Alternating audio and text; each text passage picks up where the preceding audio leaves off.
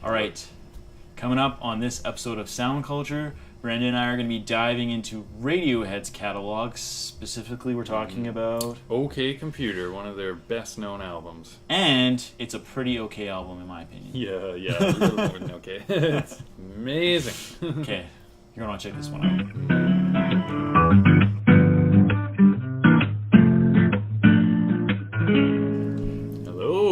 Welcome back to Sound Culture, the show where we give you recommendation on albums you should be listening to.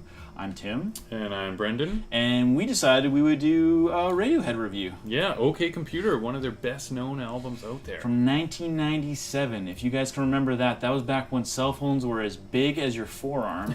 And Macintosh computers were green screen. Yeah. Those were the epitome of technology at the time.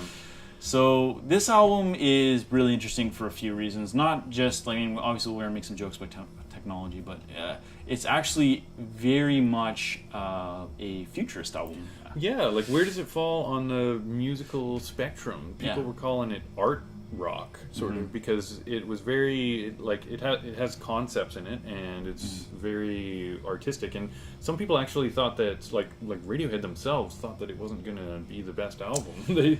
Their label actually said, Capitol Records, one of their labels, said that it was commercial suicide for them to do this album. That's harsh. And they had a sales forecast of 2 million units, because I looked this up, and they actually cut it down to 500,000. That's how little faith the label had in them. You're like, I don't know, I guess if you want to try it, but it turned out to be quite a success. And on top of that, Colin Greenwood actually said of this album as a joke, maybe it's just an anecdote, but either way, I thought it was funny, that this wasn't their Van Halen album. Like, this was not... we're not going to take over the world with this album, they said.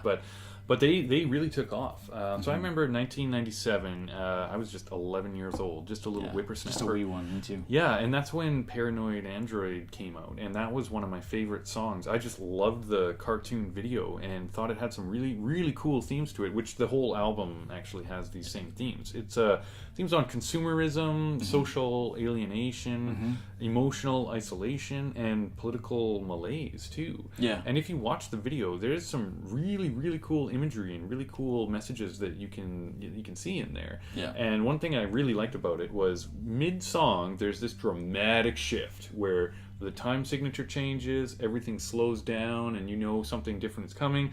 And then there's just a change in theme in the actual video itself. And it's got some really, really cool messages. He's got an angel that comes on down and picks him up in a helicopter and says, hey, why don't you take control of the helicopter and see how you can control your life? And then they go and they play ping pong, and then the angel says, hey, you could do that with your mind. I'll just pull that away and we'll let the ping pong game happen without us even being there. So many cool things in there. Very conceptual album. Very, like you kind of alluded to, Brendan, very conceptual music videos and lyrics. Interesting fact about this album, these guys were reading Noam Chomsky. So if you don't know Noam Chomsky, philosopher, very much political activist. And, Philip K. Dick, specifically Valis, his work Valis. And you kind of talked about the political climate of the album. There's a song called Electioneering, which is specifically about the political process and kissing babies and just the whole rat race of trying to keep up a persona.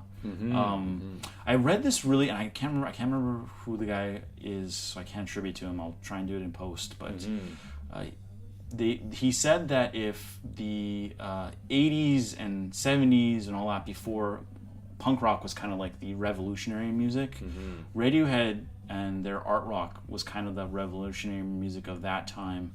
And well, punk rock was dealing with like poverty and themes of like trying to get by and just survive. And a lot of like hate towards the government, kind of. Yeah. Radiohead's OK Computer was about dealing with excess and dealing with consumerism and how do you accept that and how do you get past it and how do you like live a real authentic life. Yeah, and where do you fit in this pyramid rat race we live in? Yeah. The album's title is actually a line from the book Hitchhiker's Guide to the Galaxy. It's the part where the main character, and I can't remember his name right now, but I'll fix that later. Says, "Okay, computer, I'll have full manual control now." Tom York actually designed the album cover, and I think he even used a computer to generate the artwork. And he's surprisingly, I didn't know this about Tom York, but he's like a pretty good visual artist. So he does most of their album work, artwork rather. He's a fairly talented guy. He's done a lot in his life. Yeah. Yeah. Absolutely. And this album, I believe, has sold over 45 million. Yeah, somewhere between 45 and 50 million units worldwide. Yeah, like that's pretty impressive. Yeah.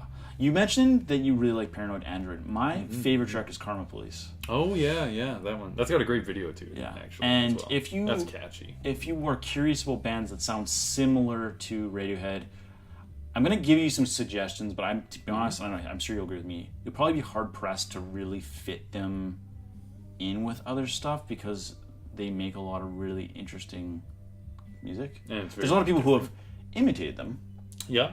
But in terms of preceding them, it's kind of a challenge. Yeah, absolutely. If you like...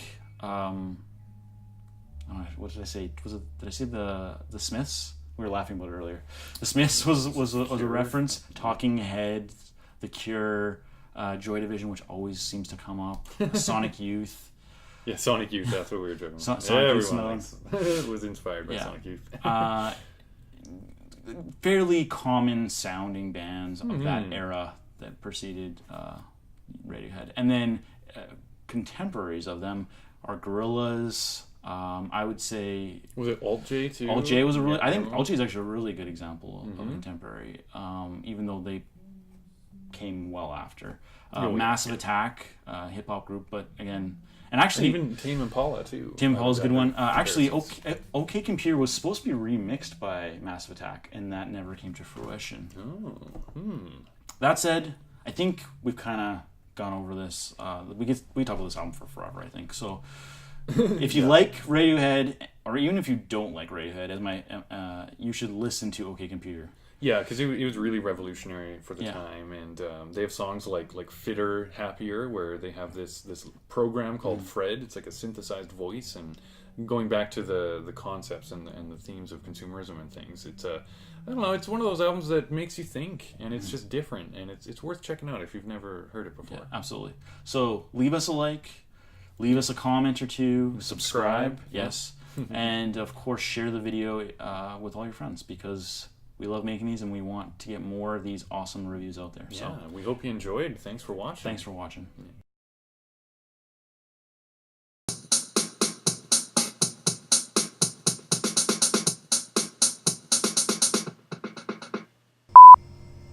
Art rock. I wonder if they were the predecessors for art rock. Art rock, yeah. Could be, because they were different, man. They stuck out. Nigel Godrich, who's produced literally everything they've done since 1994.